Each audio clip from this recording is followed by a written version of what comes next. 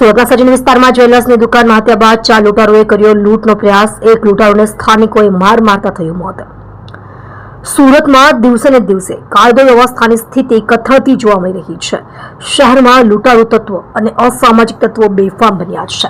અવારનવાર ચોરી, લૂંટફાટ, મારામારીની ઘટનાઓ સામે આવી રહી છે, ત્યારે શહેરના સચિન વિસ્તારમાં જ લૂંટારુઓ બેફામ બન્યા છે। આ વિસ્તારમાં આવેલી શ્રીનાથજી જ્વેલર્સ નામની દુકાનમાં ફાયરિંગ કરીને લૂંટનો પ્રયાસ કરવામાં આવ્યો છે। જ્વેલર્સની દુકાનમાં ફાયરિંગ થતા એક વ્યક્તિ આશિષ રાજપરાને ગોળી પણ વાગી છે, જેનું એપલ હોસ્પિટલમાં મોત થયું છે।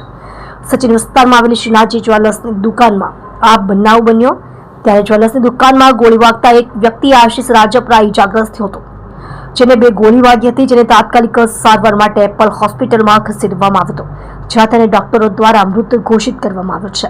4 જેટલા લૂંટારોએ દુકાનમાં ઘૂસીને લૂંટનો પ્રયાસ કર્યો છે, જેમાંથી એક લૂંટારોને સ્થાનિક લોકોએ પકડીને મેથી પાક ચખાડ્યો છે। ત્યારે શહેરમાં પોલીસ પેટ્રોલિંગ પર પણ સવાલો ઉભા થયા છે। આ ઘટનાની જાણ પોલીસને થતાં પોલીસ કાફલો ઘટના સ્થળે પહોંચ્યો છે, ત્યારે સ્થાનિક લોકોએ લૂંટારુઓને માર મારતા તેનું પણ મોત થયું છે।